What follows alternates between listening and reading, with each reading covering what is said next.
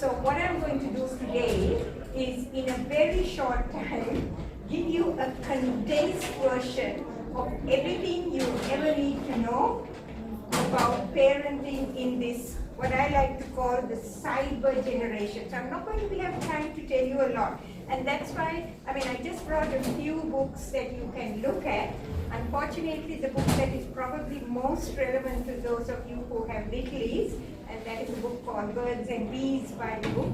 It's unfortunately, my publishers couldn't get it to me in time. However, I brought a few for you to look at. Everything is available in Kurong or online, and so you should be able to get it. So, a lot of what I'm saying is taken directly from our last book, and I say our, because although it always has my name on it, no Christian book is really the making of one person. There's always a community of people who lent their expertise and their knowledge to it. Now, I'm going to pause here and say, did somebody say we needed a mic for recording, or you got it there? Should I hold it or something, or? Who knows to work this? Are you okay? I'm okay speaking for the room, unless your taping is going to be affected. I don't think it's being taped. Sorry? Do you know how this works? It's not being It taped at all? should just be on. I don't mind whatever's good for Okay, you. we need to turn the speaker on. I suddenly realized that someone, I don't need That's part of it. I don't need the speaker, I'm sure you can hear me. Here we are. Yeah. Now we're right. We don't really need that, so. Would anyone like Patricia to have the microphone? Yeah.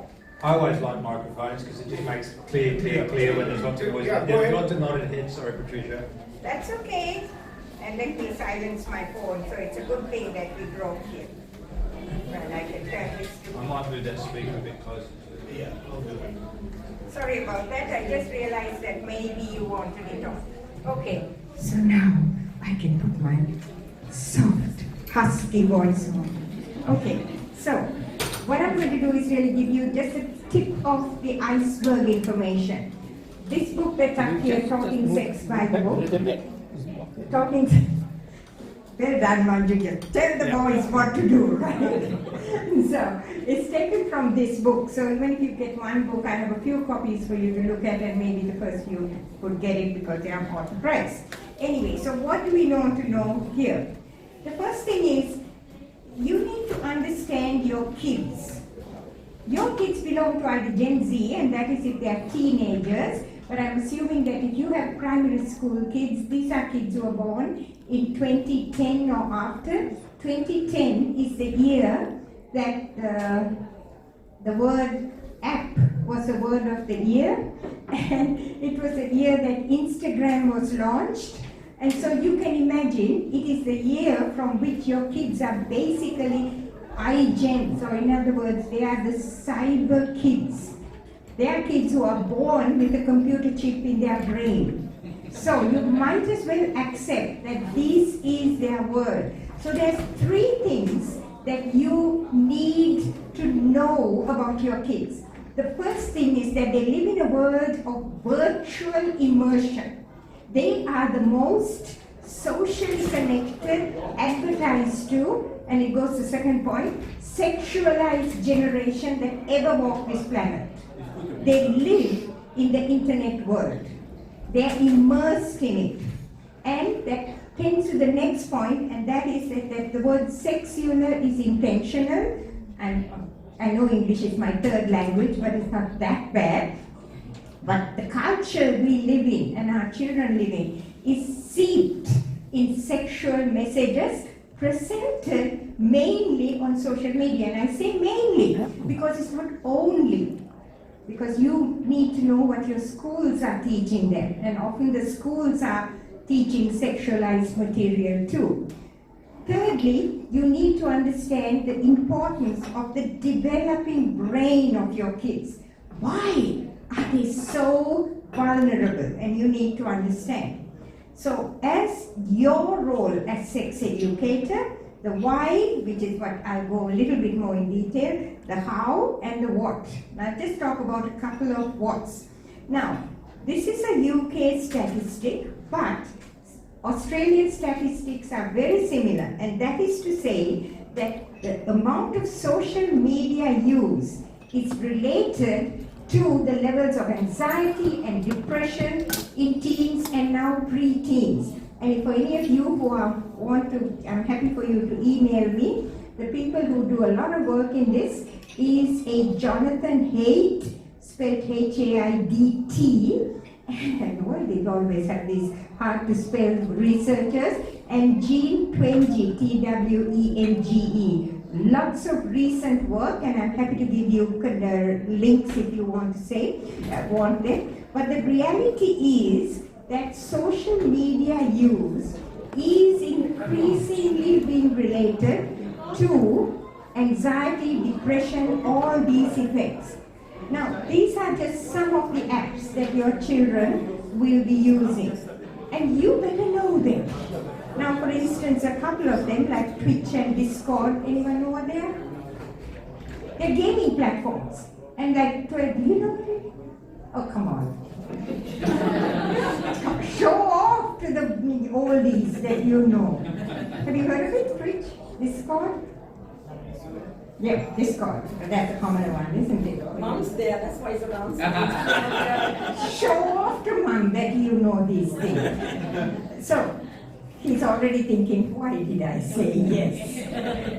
Can I escape? Okay, so these are, even gaming platforms are often linked to streaming services and to chat groups, even live chat groups. Do you know? This is the important thing. You need to have what we call an open phone policy.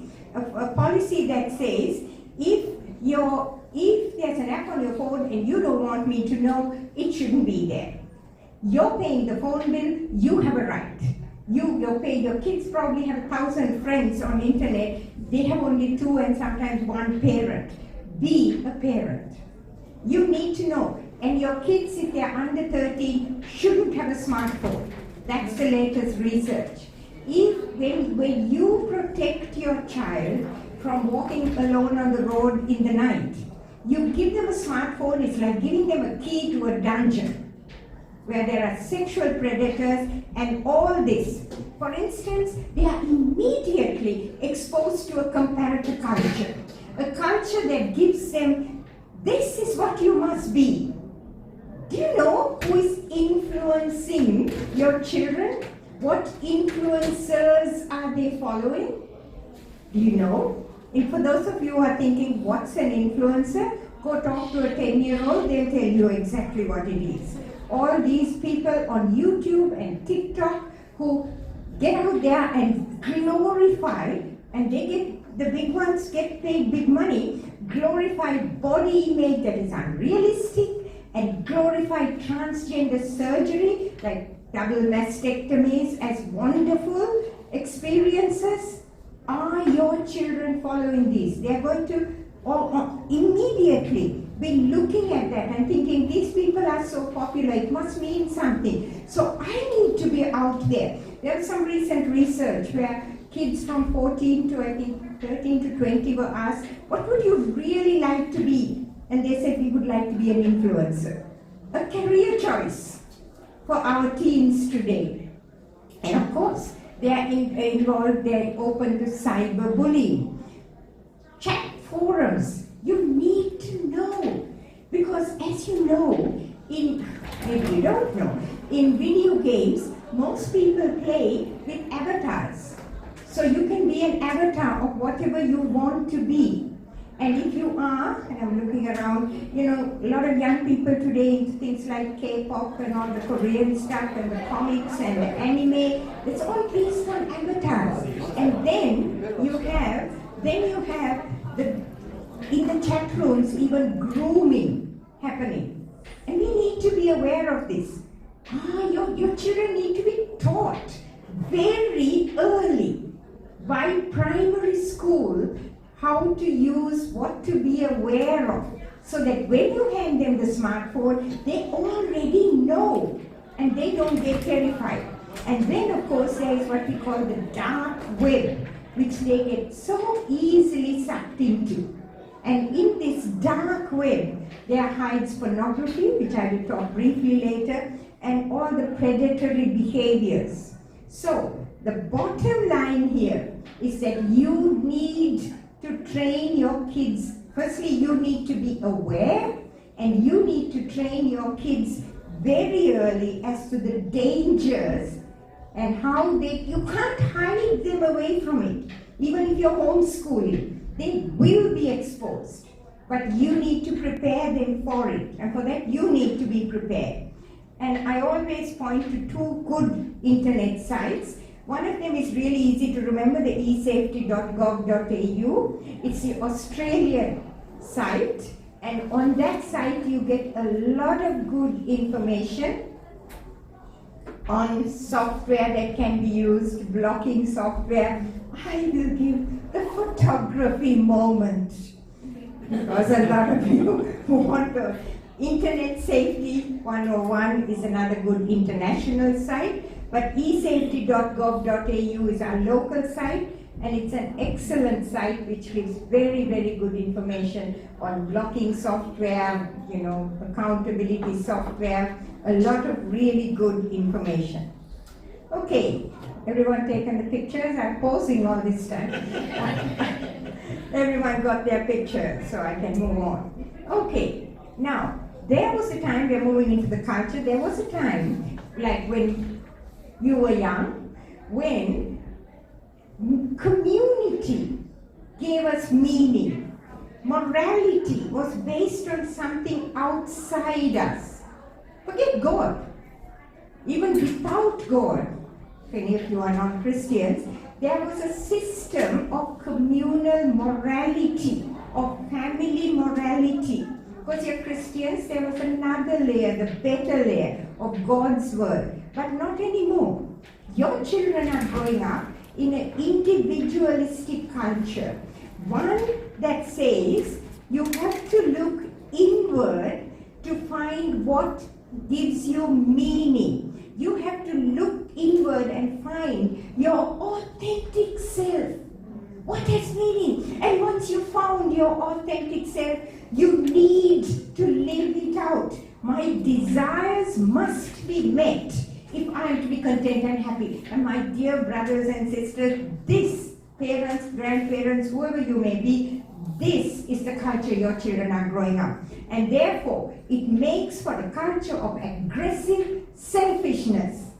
One in which sex has become both a commodity, a meaningless toy, like something you buy at the reject shop, to be used and abused and just thrown away when you're done with it. But it also becomes a personal identity. I am my desires. I am my sexuality. And therefore, if my desire is such that my body doesn't fit what my feelings are, my body is just a bit of flesh that can be plasticine, that can be just changed to suit whatever my desires say. So we live in a sexual liquidity of choice, and the body has become a malleable tool. This is what drives pornography, sexual permissiveness, the hookup culture, and transgender, all of which is now failing. I mean, everyone said sexual liberation, the sexual revolution. I'm sorry, we are the baby boomers, we started it. Apologies. But it hasn't worked. And there's a book by Louise Perry, P-E-R-R-Y, Louise Perry. She's not a Christian. She writes about, I think, the failure of the sexual revolution. It's about how she writes the sexual revolution didn't work. The hookup culture isn't working. And even so, non-Christians are facing the reality that it is driving our youth to even suicidality. So, third point, why is it important? Your children are immersed in social media, in a sexual culture which is presented in the social media, and their brains are extremely vulnerable. Now, our brains at any age are plastic. We call it neuroplasticity. If you want more information, ask Dr. Manju, she'll tell you all about it. But the reality is that what goes into the brain will influence the wiring, especially in the developing brain. And your children's brains are in a stage of very rapid development, but more so because there is a quick maturing emotional brain. You know, your kids are emotional, you know that. A search for identity, independence, you know, when they reach pre-teens, where your little baby grows up and suddenly turns into this alien in the bedroom, you know, that time, there is change. And yes, it happened to that one too, you know. So, the reality is, you keep them like that. So they want quick rewards, they want to take risks. This is part of growing up. You know, and we can't be helicopter parenting. We have to let our kids take risks. We have to let them grow and face the world. But why? Why are we concerned? It's because the control brain matures very slowly. It takes till about the mid-20s to mature. So what have we got? We've got a highly emotional brain with very little self-control and very poor connections between them. So when faced with a decision that is exciting and emotional, and the friends say, go for it, like you've taken a nudie and you want to put it on a text message to somebody, not that any of you have done that, but a teenager has done something like, and the friends are saying, yeah, sure, do it. The excitement, the risk, all that will completely overshadow the self-control, the cognitive thinking. I've done this, should I? No stopping to think, done. So, I tell young people, your brains are like red Ferraris on steroids with accelerator to the ground, hardly any brake pedal and no GPS. And my dear parents, grandparents, you are the GPS. You be teaching them self-control. You are the ones who have to help them. There is no way out. So that's the threefold things. Your children, cyber world you need to know, the culture you need to understand, and why. You have to be the ones who help them make decisions. You cannot abrogate it to anyone else, not even to the church. Parents, you matter. Now, some of what we call the roadblocks, again, we go about it in more detail in the book. The roadblocks are things that say, I am too embarrassed. I can't say the sex word. My parents never said it. Yeah, my mother's ashes are probably jumping in their early even now when they say what I'm saying or what I'm talking about. So the reality, see what happened when I said the sex word? Even the mind couldn't stand it. So he just said sex. I'm out of here, right? So I'm happy to just speak without it. Okay? So, you know, that's right. You know what? Your kids are not embarrassed. You are. Your nieces and nephews are not embarrassed. Your grandchildren are not embarrassed. You are. I don't know what to say. Of course you don't. Nobody ever taught you, right? It was intuitive when you put the wedding ring on. But the reality is that yes, it's a different world. And yes, we have resources out there. So my books are only one resource. There's plenty of other resources out there. And there's all these myths. Oh, if I talk to my child, they're going to run out and do it. Wrong. All the secular research, and I'm saying secular research, not necessarily Christian research, says that when the first information has come from knowledgeable adults whom they are close to, and they think you're knowledgeable, by the way, even if you don't feel that way, kids will put off taking risks, they'll put off having sex. This is secular research. You make a difference, and you cannot abrogate that responsibility. And it's often like, but I'll wait till they ask me. You'll be waiting a long time if you wait. And you know what? While you're waiting for them to ask, they're getting information elsewhere. You have to be the one who's proactive and starts the conversation. Then of course I hear a lot of parents of younger children saying, oh, you know what, if I teach them things, they're going to go use what I say, and people are going to think that I'm this bad parent who's telling them things. You know what? You should be telling your littlest kiddies the right words for their body. Of course you teach them, these are my fingers, these are my toes. How about this is your penis and this is your scrotum, if it's a boy. And this is your vulva, if it's a girl. Use the right words. So what? As one young mother who was at a talk like this told me another time when I met her in church, she said she listened to all that I said and she taught her little boy who I think was preschool.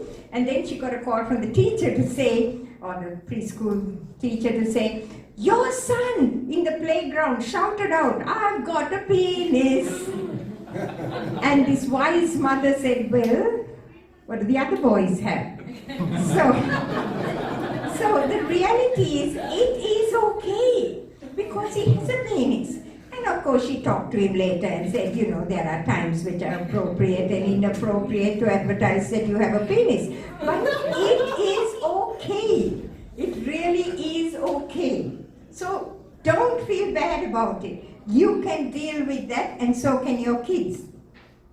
So when we've already talked about, start early. It's really important. Start now. You know, I told you, unfortunately, I don't have it, the Birds and Bees by the book for you to read with your primary schoolers. Right now, we, our publisher, YouthWorks Media, had been approached by parents of preschoolers saying, our children in preschool are being exposed to gender fluidity. Can we have a book to talk to them about the body? And so we are about to publish a body, and it's so corny, but we have to go by the book series called You and Me by the Book, which is a picture book to be read with preschoolers on how God created your body good as boy or girl. How sad, isn't it, that we have to do it? How sad is it that we have to teach our primary schoolers healthy sexuality? How sad is that? When I speak in schools, I go and look at primary schoolers and think, oh boy, why can't you just be children? Why do we have to teach you? Because if we don't teach you, the world will. And we have to be proactive as Christians. And so you have to be proactive as well as reactive. And talking of reactive again, a little story. I had an older gentleman, grandfather, who was at the talk. And then he talked to me later one day in church, and he said that, you know, I listened to you talk, and one day my grandson, let's call him Johnny, little Johnny comes into the shed and he says, Poppy, what is couple sex?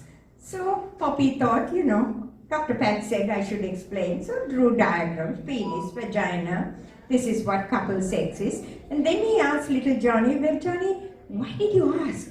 He said, nah, Nana said lunch will be ready in couple sex. So, the point is that it's good. I mean, little Johnny was very informed, but if your child comes and asks you something, if your child comes and says, what is oral sex?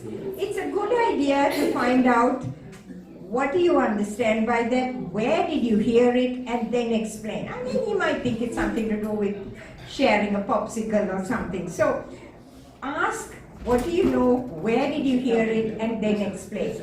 Worst case scenario, they could have been exposed to pornography, or somebody could be grooming them. Best case scenario, somebody mentioned it. They just want to ask you. Good that they ask you rather than Google it. So keep those thoughts in mind. Drip feed, it's good to have a one-off conversation. Above all, role model healthy sexuality. Look, it really is okay if your child sees you and a husband cuddling at the kitchen sink. Highly rated for them to see intimacy between parents.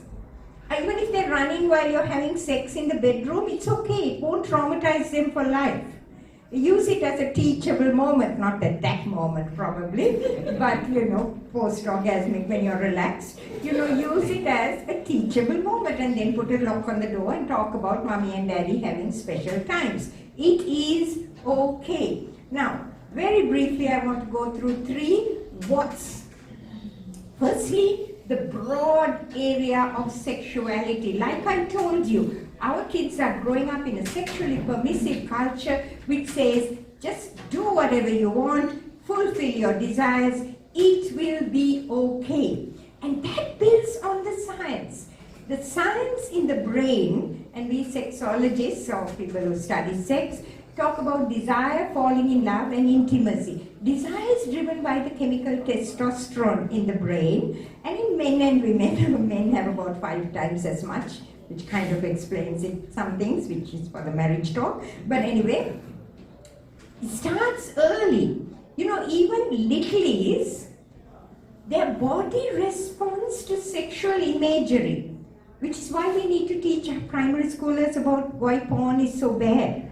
I'll come back to that when I talk about porn. Because the body responds even before they reach puberty. But when they reach pre-puberty and the hormones are they're swimming in hormones, then desire, that just means I like sex. Now even you sitting here, some of you may be like, yeah, let's get this stuff over and get home, because your desire levels are rising even when I mention testosterone. And others are like, nah, if I trip over it on the road home, I might notice it. And that's okay too. So it waxes and wanes through life. But it does happen even in children, that feelings. Love is about, oh, you are so my beloved. That first feeling of like, I can't live without you, I want you in my arms, in my bed as soon as possible. It's a chemical called dopamine, and you know what, when it's sprayed on your brain, it makes you dopey. Falling in love is the dopiest thing you have ever done in your life. And so telling a child, get over it, doesn't work. You have to talk about it as a feeling. Desire is a feeling. Falling in love is an emotion. In a culture that says you must feed your emotions, we say the Lord God, the Bible teaches us that self-control is a fruit of the Spirit. Even if you're not a Christian, self-control is a good thing to teach your children. Start early. Delayed gratification, not instant selfish gratification. I can go on forever. Why are we so much into this? Sexual intimacy, and I note there, I'm not just saying intercourse. Intimacy is a binding act. Different chemicals, oxytocin, vasopressin, bind people together. It's like super glue. It binds you together. It's like your body makes promises. But the culture, as we kept saying, says that you must meet your desires. Romantic love must be consummated, the hookup culture. It doesn't matter. And intimacy is a commodity. Just do it. What does it matter? This, I am my desires, therefore my desires must be met. This is the world your kids are living in. You've got to teach them, a better story. And this is now everything here. Has nothing to do with the Bible. It's for everybody. Value non-sexual intimacy. Teach them friendship. We live in a world where kids are told if 2 girls are really good friends, they must be lesbian. And if 2 boys are really good friends, they must be gay. I got girls, kids, in like year 5 who have come up to me and said, I love my bestie, I guess I'm a lesbian. You love your bestie, that's called friendship. I love boys and girls, I must be bisexual. You love boys and girls. Friendship? Friendship, anyone? Show them, talk to them, teach them. So countercultural.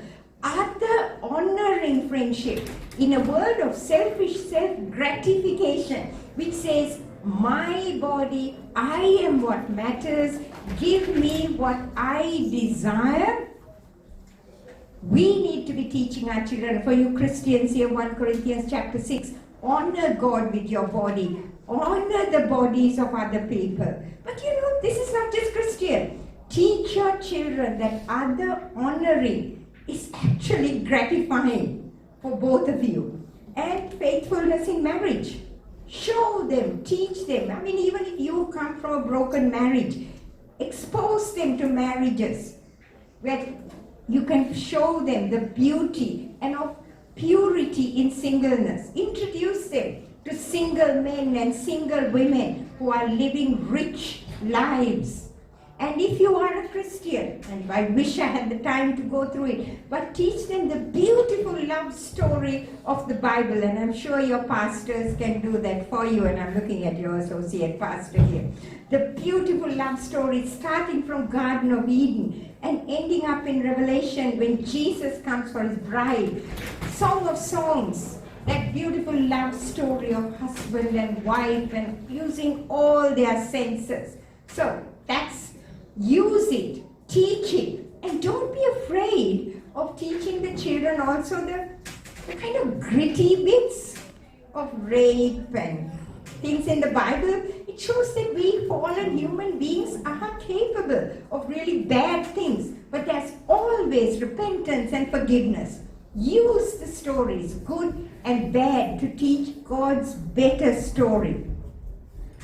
Give them an identity that is not based on their body, not based on their sexuality. In a culture that says, I am my sexuality, teach them, point them. And if you're not a Christian, give them a family identity, a community identity. If you are a Christian, point them to a far better identity, that in Christ. An identity that says, you are a child of the God who created those stars, put them in space, and gave them names.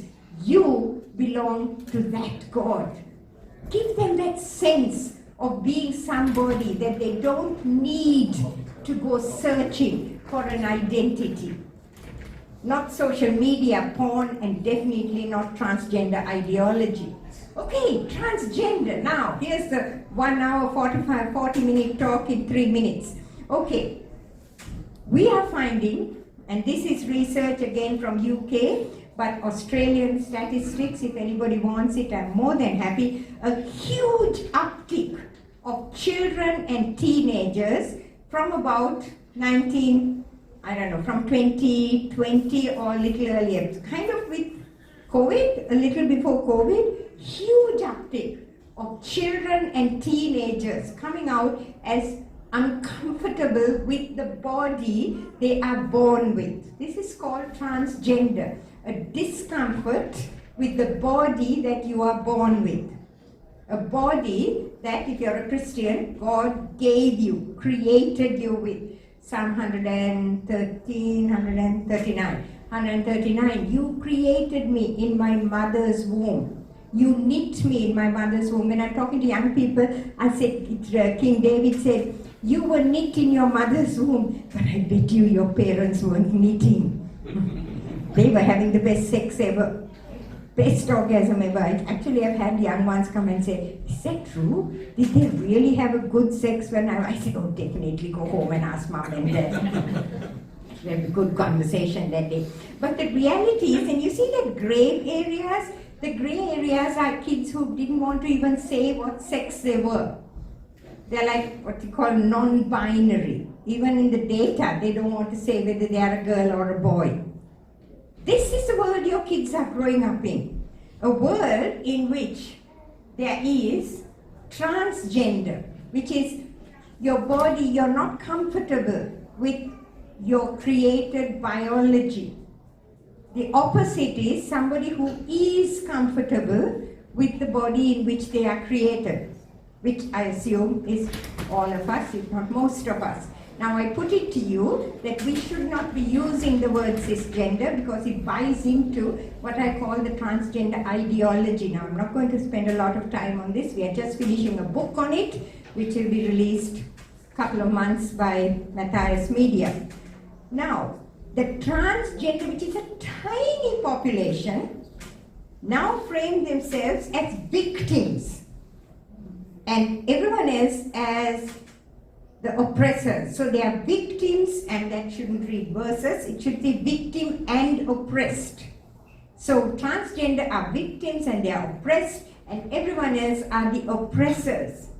Young people now find that therefore cool.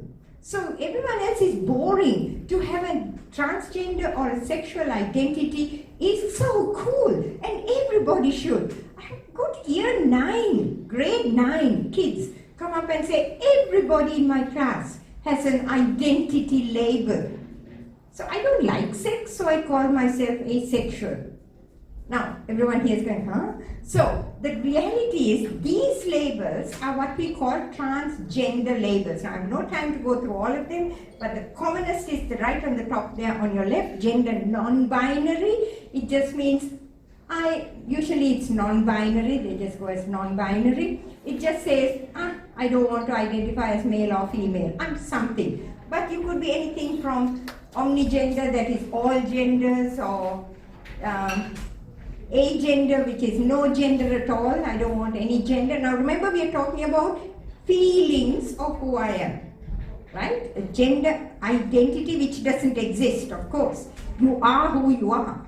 Now, I don't have an identity. I am a woman. I don't feel like a woman. I am a woman.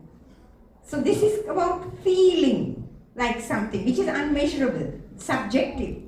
Again, agender is nothing, pangender is all genders at the same time, demigender is more towards one or the other, xenogender is I am classifying out of the human race. And you can be a kitten gender, by the way. And so you could only mew back when you're asked anything. And it does happen in schools, and no teacher will be allowed to call the child out because that is transphobic. And now, in the latest is that the word eunuch, which we as Christians will know have a completely different meaning, that men who wish to be castrated is also considered a transgender. Now, what is the big problem here? One of the big problems is that it's conflated with the purple words, or bluish purpley words, are about sexual behavior. You see the difference? Identity is who am I, behavior is how, not even behavior, it's sexual orientation. Whom am I attracted to? So that is asexual, as I told you, nothing, bisexual both, les, gay. And so there's a conflation. Now, this is a whole big topic, and even the brown word intersex. Intersex is biological. This is where they say something happens in the womb and you're not clearly, like the genitals don't come out at 0.02 incidence of births. Actually less, 0.018. And it's pulled into this LGBTQIA wrong. It has nothing to do with feelings. So you see how these are, and worse, children who don't fit into the stereotype of male or female are being told you are the other. A tomboy. I was a tomboy when I was growing up. Sri Lanka, tea plantation, conservative Tamil Christian family, Manju is smiling, going up to be a good Tamil girl. You know what I wanted to be? A truck driver. I saw one, I still might tell my husband, watch those big trucks, and I want to drive one of those even now. Did you know, for my 60th birthday, he arranged for me to get a ride in a fire engine because I love big machines. So, that's what I wanted to be, a heavy machine operator. How uncool, how unstereotypical. But I was a tomboy, which is okay. My mother said, that's nice, dear, you can do that later, now come and help me cook curry. And so when I reached my puberty, I was like, okay, that's who I am. But the point is that today's kids who are not conforming are told, the tomboy is told you must be a girl. The little boy who's a bit effeminate, and some of them grow up to be gay or lesbian, not all, some of them are told you must be the other. This is a major problem. You have to be, and of course in children, they can dislike puberty, they feel distressed. But there's a lot under the water, and I'm being quick here because I know the time's passing. Mental problems, there's correlation with autistic spectrum, quirky, intelligent kids who are bullied and find claiming transgender is a way out, same-sex attracted kids, and as I said, the gender non-conforming kids. That's really important. What can you do? Give them an identity. You give them an identity before the world challenges them. Just do it. You must be informed. Get informed on what's happening. Protect them. Know what's happening. Know what's happening in their peer group. There's a whole theory around what we call peer contagion, about all this transgender stuff that's going on. Protect them and partner. Listen to your child. Talk to them. Find out. And above all, check your school curriculum. Schools are teaching fluid gender. Preschools are teaching fluid gender. I have had people tell me, 6-year-olds, even littlies in preschool, are being told you can be whatever you want to be, not what you're created to be. And seek support. And if anyone wants that, I'm happy to send you those. Those are websites for support for parents. Now, I'm going to be very quick on this. You cannot hide your children from exposure to pornography. The average age of first porn exposure in Australia is 10 years and dropping. Your kids will be exposed. You need to get them ready for it. There is a natural curiosity, as I said, even in little ones, when they see bodies. Bodies are exciting when they see. So there is a natural response. The problem is pornography, and often it is just accidental exposure. Pornography wires the brain. Porn use wires the brain to accept that which is abnormal as normal sex. And if anyone wants more information, let me know. And kids who watch porn, if you haven't prepared them, they hide it and they feel shame. They feel guilty. They think something's wrong with them that they want to do this. So, and then they continue watching and end up with compulsive behaviors. You have to talk and train. Talk to your children early. With primary, preschool, all you've got to say is, if somebody shows you people without clothes or doing things that make you, I'll bring the whole lot on if you want to look at it, and if someone shows you, just say no, I don't like this. You don't have to explain that it is pornography even. There's a new people doing things, and in our book, Birds and Bees, we say that makes you feel wiggly and wriggly. Then just say no, run away, because if you stay, the natural curiosity, you want to keep watching, say no, run away, and always talk to someone. Why? Because those images can stick in your brain. And we need to just talk to someone and get it out, kind of wash it out with something better, kind of a retraining immediately of the brain. Put filters, accountability software, esafety.gov.au is a good site to find those, and follow up with your kids. Don't just do the one-off talk. And always remember, there is no bad parenting. You are a parent. Just get out there and start parenting. And there aren't necessarily, I mean, look, we are living in a fallen world, and kids make mistakes, like we make mistakes. It's okay. We worship a God who forgave us. We worship a God of deep patience and compassion. We can use those same characteristics with our children. We are ambassadors of God in our children's lives, be it. And these are just some of our resources. Very quickly, Teen Sex by the Book is for teenagers. If you've got a 15 plus, that's the kind of book that you hand to them and they throw it away and then pick it up again and read it. And Growing Up by the Book is for 10 to 14s. When we wrote it, we didn't really realize how important it was because it deals with puberty. And today, puberty, the transgender ideology, is being considered, a choice. You can either go through puberty or you can use a drug and just put a pause button while you consider what you are. It cannot be done. But that's what your children are being taught. You cannot pause puberty. Puberty is not an optional thing in your life that you choose, like choosing the color of your dress you wear or what ice cream flavor you want. Then we were asked, what are you writing for primary schoolers? And then we wrote the 6 books, which again I apologize, but they are available in Coorong or online. 3 books that are basic books. Me and My Body, Me and My Brain, Me and My Family, which talks about alternate families. 3 extension, Understanding Sex, Understanding Pornography, and Understanding Gender. Then we were asked, And it was a book that tells parents how to do it. So we wrote Talking Sex by the book. By the way, Best Sex for Life is just to bring a little zing into your married life. And then now we're just about to publish a book called You and Me by the book, which is for preschoolers. And I think I have done my duty by sex education and the church, because I've gone from preschoolers to nursing home, which is in the Best Sex for Life, which we will be heading soon since I'm 75 and he's just a baby, he's 74. And so the reality is, I think anything more and if we talk to your baby while in the womb. So that's where I'm going to stop, and I'm sorry it's been a long talk, but none of you fell asleep. So